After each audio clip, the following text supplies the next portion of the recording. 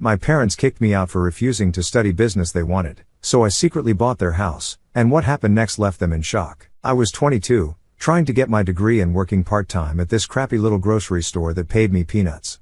My parents, Tom and Linda, were always breathing down my neck, acting like my life belonged to them.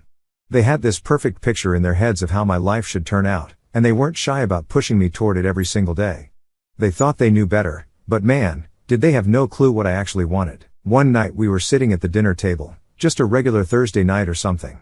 I was trying to quietly eat this overcooked meatloaf my mom made. It was like chewing cardboard, but I wasn't about to say anything because they'd find a way to turn that into a lecture on how ungrateful I was. Anyway, out of nowhere, my dad, with his usual fake concerned dad voice, said, "How's that business degree going?" I knew this conversation was going to come up eventually, but I wasn't ready for it. My heart started racing and I could feel my stomach drop. But I had to rip off the band-aid. I put my fork down, staring at the pile of peas I'd been pushing around my plate like a 5-year-old. About that, I started, my voice a little shaky. I've been thinking about switching majors. The room went silent, like you could hear the clock ticking in the hallway, and that's when I knew I was in for it. Switching majors? My dad practically spat his food out. His face turned this weird shade of red that only ever happened when he was seriously pissed off. "Oh yeah, I want to switch to computer science," I said, trying to keep my voice steady. I felt like I was standing in front of a firing squad, though. Before I could even finish, my mom jumped in with her usual condescending tone. "Thinking's never been your strong suit," she said with this tight smile, like she was making a joke, but we all knew she wasn't. That's how she got her digs in, always wrapped in a fake laugh or a so-called joke. I just sat there swallowing the anger that was bubbling up inside me. I wanted to yell at them, tell them they were wrong, but I knew better. That would just lead to more yelling, and I wasn't in the mood for a full-blown argument. But my dad wasn't done yet. He slammed his fork down on the table so hard it made the plates rattle. "Computer science? Are you out of your damn mind? Business is what's going to make you money. You're throwing away your future on some stupid hobby." I tried to explain. "It's not a hobby, Dad. I'm really into it and I think I could be good at it." "You think?" He cut me off again. "Passion doesn't pay the bills, Jake. You're being reckless. You need to think about your future, not just whatever you feel like doing right now." My mom nodded along, of course, adding fuel to the fire. "And you're not a child anymore. You don't just get to play around with your future." That's when it hit me. They didn't care about what I wanted. Not one bit. To them, I was just this project they were working on, and any deviation from their grand plan meant I was screwing everything up. They didn't even stop to consider that maybe, just maybe, I knew what was best for me. After dinner, I went up to my room, slammed the door shut, and collapsed on my bed. I felt like a weight was pressing down on my chest. I pulled out my phone and called Ashley. She was the only person who got it, who understood what I was going through. "How'd it go?" she asked, knowing damn well how it went. "Like a freaking disaster," I muttered, rubbing my eyes. They totally freaked out when I told them. It was like I just told them I was dropping out to join a circus or something. She sighed on the other end of the line. "Jake, you've got to stand up for yourself. This is your life, not theirs. You don't owe them anything." I know, but they're my parents, you know. "It's not that easy." "I get it," she said softly. "But you're 22, Jake. You're not a kid anymore. You've got to start living your own life or they're going to keep running it for you." I sat there staring at the ceiling, thinking about what she said. She was right. I was an adult now, and it was about time I started acting like one. The next day, I woke up feeling a mix of dread and determination. I had to tell them for real this time. I couldn't just keep letting them decide my life for me. So, I walked downstairs, my heart pounding in my chest, and found them sitting in the living room watching TV. "Mom, Dad, we need to talk," I said, my voice shaky but firm enough. My dad muted the TV, and they both looked at me like they were expecting some big announcement. In a way, I guess it was. "I've made my decision. I'm switching to computer science." My dad's eyes narrowed. "Oh, no, you're not." I stood my ground this time. "Yes, I am. I'm an adult, and this is my choice." For a second, I thought maybe, just maybe, they'd back off and let me have this one. But then Mom stood up, crossing her arms over her chest. "If you're such an adult, then you can support yourself," she said, her voice cold. "You've got 24 hours to pack your things and get out." I just stood there frozen, like my brain couldn't quite process what she was saying. "What?" I finally managed to say. "You can't be serious." "Oh, we're serious," my dad growled. "You want to make your own decisions? Fine. But you're doing it on your own." I don't even remember walking back to my room. I just remember the overwhelming feeling of betrayal, like they'd been waiting for an excuse to kick me out all along. I was their kid, their son, and they were just tossing me out like I meant nothing. I called Mike, my best friend, the second I got back to my room. I didn't even bother to keep my voice steady anymore. "Dude, they kicked me out," I said, my hands shaking. "I don't know what to do." Without missing a beat, Mike replied, "Pack your stuff, man. You're staying with me." As I threw my clothes into a duffel bag, it finally hit me. I was homeless. My own parents had thrown me out like I was garbage. But at the same time, as messed up as it sounds, a part of me felt relieved. For the first time in my life, I wasn't going to be under their control anymore. I was free, but I had no idea what that really meant yet. The next few days after getting kicked out were a complete blur. I was crashing at Mike's apartment, trying to get my head straight, but it felt like everything in my life had just been flipped upside down. I mean, one minute I'm arguing with my parents over my major, and the next I'm homeless. It didn't even feel real, like it was happening to someone else, not me. Mike's place was fine. He lived in this tiny one-bedroom apartment that smelled like old pizza and gym socks. But I couldn't really complain. I had a roof over my head and a friend who wasn't about to ask me to leave. But man, it was cramped. I was sleeping on his ratty old couch that squeaked every time I moved. I didn't have a choice, though. I wasn't about to go crawling back to my parents and beg them to take me in. That wasn't happening. I tried to focus on my classes, but it was almost impossible. Every time I sat down to do my assignments, my brain would just drift off thinking about what happened. It was like my mind wouldn't let me forget for even a second that I didn't have a real home anymore. And then, of course, there was the money problem. My savings were already draining fast, and I didn't have enough to make it long if I wasn't working more hours. But with classes and trying to figure out where my life was going, it wasn't like I could just pick up a second job. Ashley kept trying to be supportive, but even she couldn't fix the mess I was in. I remember one day she called me up, telling me we should go get lunch to take my mind off things for a bit. We ended up at this cheap sandwich shop down the street from Mike's place. I hadn't been eating much since I left home, so I figured it might help to get out for a bit. "So, how are you holding up?" she asked, biting into her sandwich. I shrugged. "Honestly, not great. I can't focus on school, and my money's running out fast. I don't know how long I can keep this up." She gave me that sympathetic look, the one I'd been getting from pretty much everyone since I told them what happened. "You're doing the best you can, Jake. This isn't the end of the world, okay? It's just a bump in the road." I laughed, but it wasn't a happy laugh. "Yeah, a bump the size of a mountain." She reached across the table and grabbed my hand. "You'll figure this out. I know you will. You've always been smart, even if your parents don't see it." Her words were nice, but they didn't change the fact that I was stuck in a situation I didn't know how to get out of. It felt like no matter what I did, I was just treading water, trying not to drown. After lunch, I headed back to Mike's and tried to focus on my assignments. But the more I stared at the computer screen, the more I realized I was falling behind. My grades were slipping, and the thought of dropping out was creeping into my mind more and more. I didn't want to do it, but it felt like I was running out of options. I couldn't juggle everything. I was barely keeping my head above water as it was. A few weeks passed and things didn't get any better. My savings hit rock bottom, and I knew it was only a matter of time before I had to make a decision. Mike could only cover for me so much, and I wasn't going to keep freeloading off him forever. The day I dropped out of college was one of the worst days of my life. It felt like I was admitting defeat, like I was giving up on everything I'd worked for. I remember sitting in the dean's office, signing the paperwork, and feeling like a complete failure.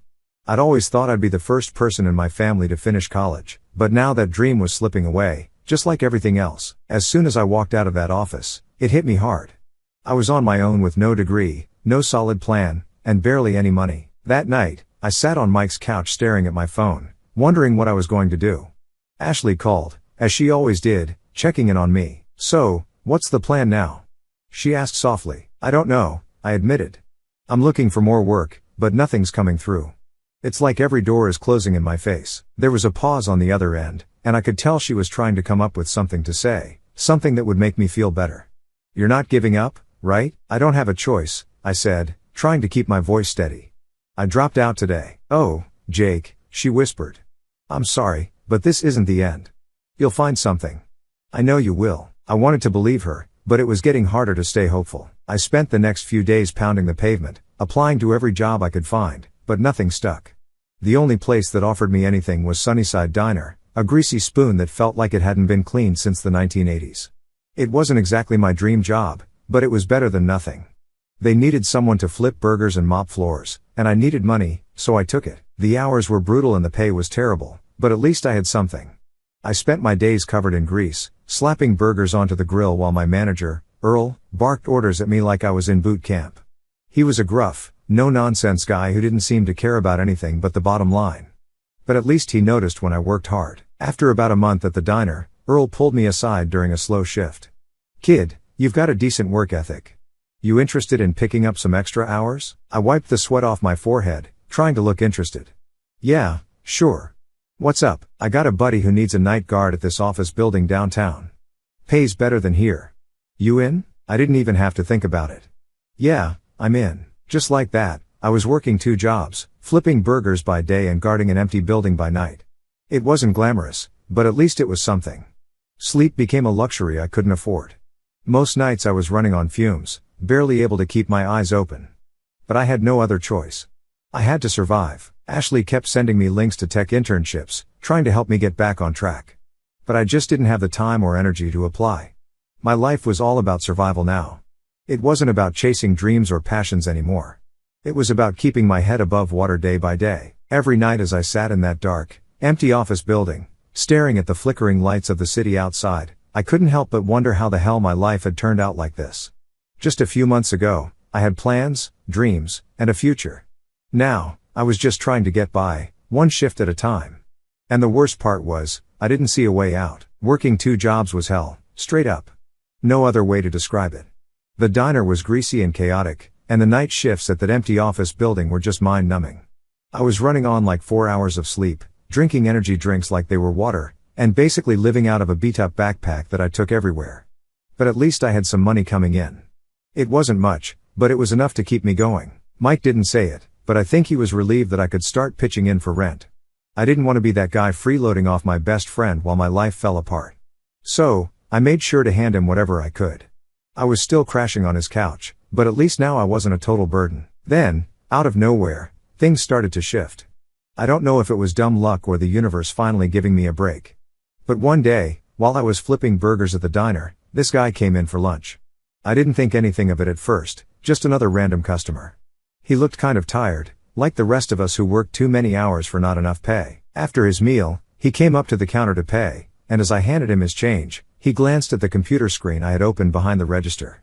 I'd been working on some coding exercises during my break, just trying to stay sharp, you know. The guy raised an eyebrow. "You into coding?" he asked, his voice kind of casual but curious. I nodded, trying not to seem too eager. "Yeah, I've been teaching myself, hoping to make a career out of it eventually." He chuckled. "Well, I might have something for you. My company's looking for entry-level IT guys. Nothing fancy, but it's a start." I blinked, not really believing what I was hearing. "Wait, seriously?" "Yeah." He shrugged like it wasn't a big deal. "Send me your resume.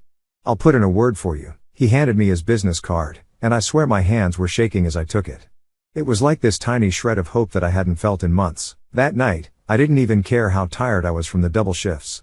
I went back to Mike's place, fired up my laptop, and worked on my resume. It wasn't perfect, but it was something. I shot the guy an email before I could overthink it, then tried not to get my hopes up. A few days passed and I didn't hear anything back. Part of me figured the guy was just being nice and I'd never actually get a call. But then one afternoon, as I was sitting in that boring empty office building during my night shift, my phone buzzed. It was an email from that company. I stared at the screen for a solid minute, too scared to open it. But when I finally did, it wasn't a rejection. It was an invitation to interview. I couldn't believe it. I'd gone from flipping burgers and guarding empty buildings to maybe, just maybe, getting an actual job in IT. The interview wasn't anything fancy. I borrowed one of Mike's decent shirts and took the bus to the office. It was a small startup, nothing flashy, but it felt like a whole new world compared to where I'd been. The guy from the diner, whose name I now knew was Trevor, greeted me at the door and introduced me to his boss, Tina. Tina was tough but fair. She asked me about my experience, and I was upfront about the fact that I didn't have a degree, but I'd been teaching myself everything I could about coding. I showed her some of the small projects I'd been working on. She didn't seem too impressed at first, but then she asked me to solve a problem right there on the spot, something technical I hadn't done before. I panicked for a second, my mind racing, but then I remembered all those late nights I'd spent teaching myself, working through coding challenges just for the hell of it. I took a deep breath and got to work, trying not to let the pressure get to me. When I was done, Tina glanced over my shoulder at the screen. She didn't say much, just nodded and looked at Trevor. "This kid's got potential," she said. "Let's give him a shot." I didn't even know how to react. I wanted to jump up and scream, but I just sat there trying to play it cool, even though I felt like my heart was about to explode out of my chest. I started the next week as an entry-level IT guy. It wasn't glamorous, but I didn't care. For the first time in months, I wasn't flipping burgers or guarding some creepy office building at 3 a.m. I was actually doing something I loved. Tina and Trevor were patient with me, showing me the ropes, but they also pushed me to keep learning. They didn't hold my hand through everything, and that's what I needed. Nights were still rough, though. I was still juggling both jobs for a while just to make sure I didn't screw up this opportunity. So, I'd work at the startup during the day, then head straight to the diner or the office building after. Sleep was still a rare luxury, and most mornings I'd wake up feeling like I'd been hit by a truck. Ashley stuck with me through it all. She was my rock, always sending me job links or checking in on how things were going at the startup. I don't think I'd have made it without her. Every time I felt like I was about to fall apart, she'd remind me that I was doing this for a reason, that I was building something for myself. After a few months of grinding, I finally reached a breaking point. I couldn't keep working 2 jobs and expect to stay sane. So, I went to Earl, the diner manager, and told him I had to quit. He wasn't thrilled, but he understood. "Good luck, kid," he said, giving me one of those rare moments of sincerity. "You're a hard worker. You'll be fine." Walking out of that diner for the last time felt like a huge weight had been lifted off my shoulders. I still had the security night job for the nights I wasn't at the startup, but at least I wasn't burning myself out as fast. As time went on, I threw myself into the IT gig with everything I had. I spent every spare minute learning new skills, taking on projects, and soaking up as much knowledge as I could. I wasn't just trying to survive anymore. I was trying to build something real, something that was mine. It wasn't easy. There were days when I doubted myself, when I wondered if I was just chasing some pipe dream. But every time I got through a challenge or solved a problem that had stumped me for hours, I felt that spark again, that fire that had been missing for so long. Slowly, bit by bit, I started to see a future for myself again. Not the future my parents had planned for me, but one that I actually wanted. For the first time in a long time, that felt like enough. A few months into the new job, things started to feel different, not in a bad way, just in a way I hadn't felt in a long time. I was finally doing something I actually enjoyed. I wasn't dragging myself out of bed just to survive another day at some dead-end job. The whole IT thing, coding, troubleshooting, yeah, it wasn't glamorous, but I liked it. And it was mine, something I had worked my butt off to get. I remember sitting at my desk one afternoon, buried in some code, when my boss Tina walked over. She wasn't the type to beat around the bush, which I respected. She leaned on the edge of my desk and said, "Jake, I've been watching your work these past few months. You've got potential, but you're holding back." I blinked at her, completely caught off guard. "Holding back? What do you mean?" She crossed her arms, giving me that look like she already knew the answer but wanted me to say it out loud. "You've got the skills, but you're playing it safe. I see you sticking to what you know. You're not taking risks, not pushing yourself. You're comfortable, and that's fine, but comfort doesn't get you anywhere in this business." I didn't know what to say at first. She wasn't wrong. I'd been doing the work, sure, but I wasn't exactly going above and beyond. I guess after everything that had happened, I was just happy to be in a stable place for once, and I didn't want to screw it up. "Look," Tina continued. "You're good, Jake. But if you really want to stand out, you need to step it up. Take on projects that scare you a little. That's how you grow." I nodded, still processing what she'd said. It wasn't like I hadn't heard something similar before, but this time it hit differently. This wasn't some lecture from my parents about how I was wasting my potential. This was someone who saw what I was capable of and was pushing me to be better. So, I took her advice.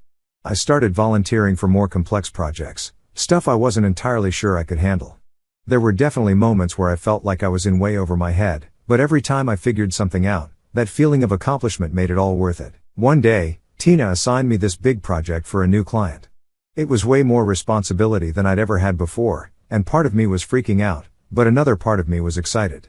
This was the kind of challenge I needed to prove to myself that I could handle bigger things. I spent weeks working on it. Late nights, weekends, pretty much any free time I had was dedicated to making sure it went perfectly.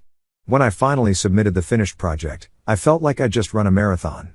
I was exhausted, but in that good way, like I'd pushed myself to the limit and come out the other side stronger. A few days later, Tina pulled me into her office. I sat down trying to keep cool, but I was nervous. What if I'd messed something up? She didn't waste any time. Jake, the client loved your work.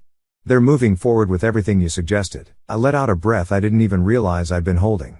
Really? She nodded, a small smile on her face. Yeah, you did good. Keep this up, and you're going to go far here. I walked out of her office feeling 10 feet tall.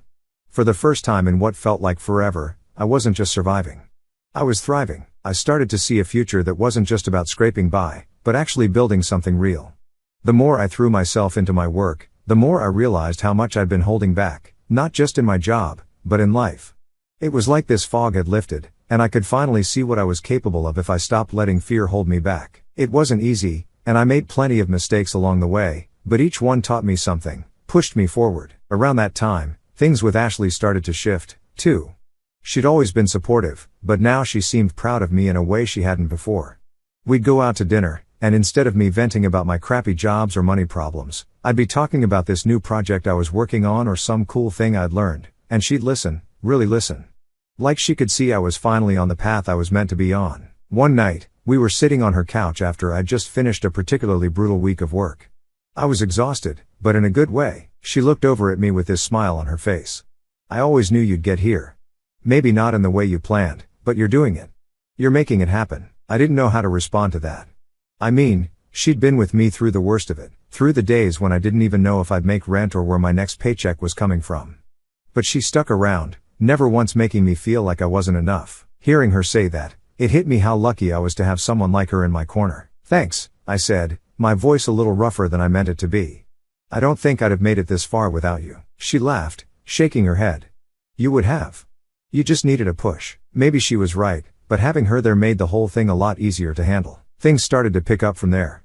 Work got busier, but in a good way.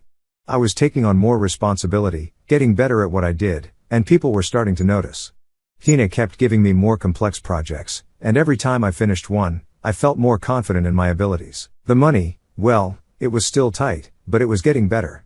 I'd quit the security job finally, and while I wasn't rolling in cash, I wasn't worried about where my next meal was coming from anymore. For the first time in a long time, I felt stable, like I was on solid ground again. One afternoon, Tina called me into her office again. I sat down half expecting it to be another big project, but she had this serious look on her face, one I hadn't seen before. Jake, I want to talk to you about your future here, she said, her voice calm but direct. I raised an eyebrow, not sure where this was going. Okay, she leaned back in her chair. You've done great work these past few months, and I think you're ready for more. I want to promote you to a full-time position. For a second, I just sat there trying to process what she'd said. Full-time. That was the dream, right? No more juggling jobs. No more scraping by. This was it. I don't even know what to say, I admitted, a grin creeping onto my face. She smiled back. Just say yes. And of course, I did. Walking out of that office, I felt this weight lift off my shoulders. All the stress, the sleepless nights, the self-doubt, it all seemed worth it now. I'd made it. Maybe not in the way I'd originally planned, but I'd made it all the same. And that felt pretty damn good. Getting promoted to full-time was like stepping into a whole new world. I mean, for the first time in my life, I felt like I was doing something that mattered, not just for me, but for the people around me. I didn't have to worry about making ends meet or whether I'd have to pick up some crappy side gig just to get by. This was it. Stability. But of course, life doesn't just magically get easy once you hit a milestone like that. Things at work got busier, like way busier. Tina wasn't kidding when she said I'd be getting more responsibilities. I was thrown into bigger projects, leading teams for the first time, and managing deadlines that felt impossible at times. There were days when I'd look at my to-do list and just think, how the hell am I going to get all this done? But I pushed through. I had to. Every day was a challenge, but it was the kind of challenge I'd been waiting for, the kind that made me feel alive. Even though I was still learning, I was finally in a place where people trusted me to get the job done. That was huge for me. One afternoon, Tina pulled me into her office again. I swear every time she called me in I felt like I was back in school waiting to see if I'd passed or failed a test. She had that serious look on her face, and for a second I wondered if I'd screwed something up. Jake, I've got another project for you, she said, sliding a folder across the desk. I picked it up and flipped through the pages, scanning the details. It was for a new client, some big company looking to upgrade their whole IT infrastructure. A huge project, way bigger than anything I'd worked on before. My stomach did that little flip it does when you're both excited and terrified at the same time. This is a lot, I said, trying to sound confident but not too cocky. Tina nodded. It is, but I think you're ready. This is going to be a big deal for the company, and I want you to lead it. Lead it? Those words hit me like a ton of bricks. I mean, I'd been working hard, sure, but leading a project like this, that was next level. I won't let you down, I said, feeling the weight of what she was trusting me with. No, you won't, she replied, giving me a rare smile before getting back to business. The next few weeks were some of the most intense of my life. I was basically living at the office, working late nights and weekends to make sure everything was perfect. My team was great, but the pressure was on, and I wasn't about to let anyone down. I couldn't. Ashley was a saint during all of this. I wasn't around much, and when I was basically a zombie. She'd bring me takeout to the office when she could, sit with me for a bit while I worked, and remind me to take breaks. You're going to burn out if you don't slow down, she'd say, concern in her eyes. But I couldn't slow down. Not yet. This project was everything to me, and I knew if I could pull it off, it would change things, not just for my career, but for me personally. It was like I had something to prove, not just to Tina or the company, but to myself. I needed to show that I could do this, that I could rise to the occasion. The night before the final presentation to the client, I barely slept. I kept running over everything in my head, double and triple checking the details, making sure there were no loose ends. It felt like all the stress and anxiety from the past year had built up to this moment, and I was standing at the edge of something huge. The next morning, I walked into the boardroom, my heart pounding in my chest. The clients were all there, suits and ties, serious faces. I set up my presentation, trying to calm my nerves, but it felt like my whole career was riding on this one meeting. Tina was there too, sitting at the head of the table, watching me closely. I took a deep breath, reminded myself that I'd prepared for this, and started the presentation. It wasn't perfect. I fumbled a couple of slides, stumbled over a few words, but I kept going. I answered their questions, explained the plan, and showed them exactly why this upgrade was what they needed. When it was all over, I stood there waiting for their reaction, my palms sweating like crazy. For what felt like an eternity, no one said anything. They just sat there flipping through the documents, whispering to each other. My stomach was doing backflips, and I was half expecting them to tear everything apart. But then the head of their IT department spoke up. "This looks good," he said, nodding. "We'll move forward with the plan." I couldn't believe it. I actually did it. I wanted to jump up and fist pump the air like a complete idiot, but I kept it together, nodding professionally like this was just another day at the office. But inside, I was screaming with excitement. After the meeting, Tina pulled me aside. "Great work," she said, that rare smile back on her face. "You've earned this." I don't know what hit me harder, her praise or the fact that I just pulled off the biggest project of my life. Either way, it felt like I'd crossed some kind of invisible finish line. All the crap I'd been through, the fights with my parents, getting kicked out, dropping out of college, working 2 jobs just to survive, it all led to this moment. That night, I walked out of the office, the weight of the past few months finally lifting off my shoulders. I didn't even care that I'd probably be back there first thing in the morning working on the next thing. For the first time in a long time, I felt like I was exactly where I was supposed to be. I called Ashley on my way home, my voice full of excitement. "Babe, we did it." They loved the presentation. "We're moving forward with everything." She laughed, and I could hear the pride in her voice. "I knew you would. I'm so proud of you, Jake." Hearing that made it all feel even more real. It wasn't just about the job anymore. It was about everything I'd fought for, everything I'd sacrificed to get to this point. I wasn't the same guy who'd been kicked out of his parents' house, lost and scared. I was building something for myself on my own terms. The future didn't seem so uncertain anymore. I wasn't just surviving. I was thriving. And that feeling was worth everything. A few years after that big project at work, my life had changed in ways I never imagined. I was 27 now, a senior developer at the same startup that had taken a chance on me.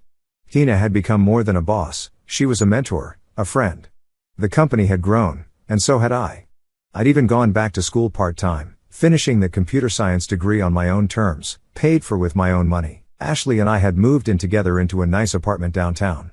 She'd stuck with me through every late night, every doubt, every victory.